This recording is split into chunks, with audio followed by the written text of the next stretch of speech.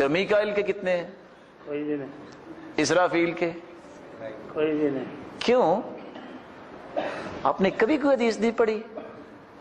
جبریل اتنا بڑا فرشتہ رئیس الملائکہ ہے تو اس کا کوئی بھی بیٹا نہیں ہے، آخر کیوں؟ نورانی مخلوق کی اولاد نہیں ہوتی. بتائیے اللہ کے رسول کس کے بیٹے ہیں؟ آدم کے ہیں کہ جبریل کے؟ آدم بولیں. آدم کے تو آدم علیہ السلام بشر تھے کہ نور تھے؟ بشر. اصل یہ بات سمجھنے والی ہے. اللہ فرماتے ہیں وَلَوْ جَعَلْنَاهُ مَلَكًا لَجَعَلْنَاهُ رَجُلًا وَلَلَبَسْنَا عَلَيْهِمْ مَا يَلْبِسُونَ. اگر ہم کسی فرشتے کو بھی بھیجتے نبی بنا کے تو اس کو بھی ہمیں کسی آدمی کی شکل و صورت دینی پڑنی تھی. مانوس تو لوگ ہوں تبھی بات مانیں گے، فرشتے کی ہیبت برداشت کون کر سکتا ہے؟ اصل بات یہ نہیں ہے، اصل بات یہ ہے کہ وہی اتری کس پر تھی؟ کس پہ اتری تھی؟ محمد مصطفیٰ پہ. یہ خاندان نبوت کو نہیں مانتے. بتاؤ فاطمہ کس کی بیٹی تھی؟ زینب کس کی بیٹی تھی؟ رقیہ کس کی بیٹی تھی؟ تو پھر نوری کی تو اولاد نہیں ہوتی. یہ بیٹیاں جو فاطمہ جنت کی شہزادی ہے یہ اس کا انکار ہوتا ہے. اللہ ہمیں اس بات کو سمجھنے کی توفیق عطا فرمائے. ویسے اللہ تعالیٰ نے آدم کو سجدہ کروایا کہ آدم نے سجدہ کیا؟ آدم کو سجدہ کروایا. بولے. کروایا. سجدہ کرنے والا افضل ہوتا ہے کہ جس کو کیا جائے وہ افضل ہوتا ہے؟ سمجھنے والی بات ہے نا. تو اللہ کے رسول آدم کے بیٹے ہیں کہ جبریل کے؟ تو پھر عظمت اللہ کے رسول کی یہ ہے کہ اس کو نوری کہا جائے کہ کہا جائے کہ یہ سرتاج رسل ہے آدم کے بیٹے. چلو قرآن سے پوچھ لیتے ہیں. میں آیت پڑھتا ہوں. سبحان الذی اسرا، آگے کیا ہے؟ بنوری ہی. بولیں.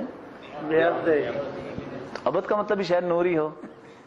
سبحان الذي أسرى بعبده ليلا من المسجد الحرام إلى المسجد الأقصى. قرآن مجید میں ایک اور جگہ بھی فرمایا وَإِن كُنتُمْ فِي رَيْبٍ مِّمَّا نَزَّلْنَا عَلَىٰ عَبْدِنَا فَأْتُوا بِسُورَةٍ مِّن مِّثْلِهِ. ہم نے جو اپنے بندے پہ قرآن نازل کیا ہے کوئی ہے جو ایک آیت بھی اس کے مقابلے میں لے آئے؟ أَفَرَأَيْتَ الَّذِي يَنْهَى نُورًا إِذَا صَلَّى عَبْدًا إِذَا صَلَّى. چلو عبد کا کو معنی شاید کیا کرتے ہیں وہ سورہ اعراف میں بھی کہتے ہیں کوئی ایک آیت اللہ نے نازل کی ہے. قُلْ إِنَّمَا أَنَا بَشَرٌ. نورن تو نہیں ہے یہاں. میرے پیارے پیغمبر اپنی زبان مقدس سے فرما دیجئے قل انما انا بشر. انما سوائے اس کے نہیں، یہ کلمہ حصر ہے. میں بشر ہوں. چلو بشر تو ہوں گے ہمارے جیسے تو نہیں نا. قل انما انا بشر مثلکم، ہیں تمہارے جیسے ہی. فرق کیا ہے؟ پوری کائنات سے وہ اعلیٰ ہیں. یوحا الی انما الہکم، فرمایا میری طرف تو وہی نازل ہوتی ہے تمہاری طرف وہی نازل نہیں ہوتی.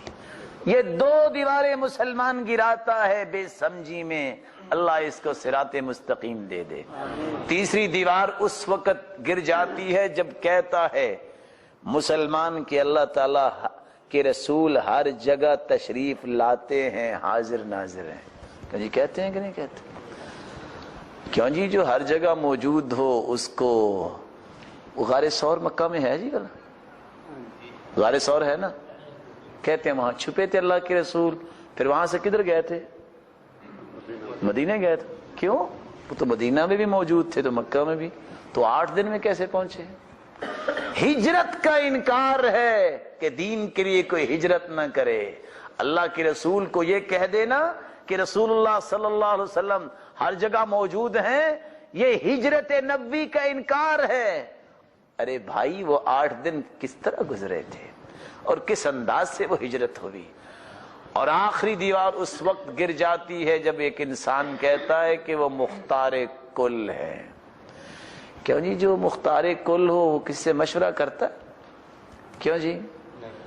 وہ کسی کے سامنے اپنی سفارش کرتا؟ مسلمانوں کو بچی کھچی یہی تو امید ہے کہ قیامت کے دن اللہ کے رسول کی شفاعت نصیب ہوگی۔ مختار کل کا معنی ہے کہ شفاعت سے بھی محروم، کیونکہ شفاعت تو وہی کر سکتا ہے جو مختار کل نہ ہو، جو کسی بڑے کے سامنے سفارش رکھے تو شفاعت سے بھی محروم۔ 4 دیواروں کو گرایا جا رہا ہے لیکن کوئی مسلمان سمجھتا نہیں۔ میرے بھائیوں، ان کو بٹھاؤ، ان کو قرآنی یہ آیتیں دکھاؤ، کاش کسی کو اللہ تعالیٰ صراط مستقیم نصیب فرما دے۔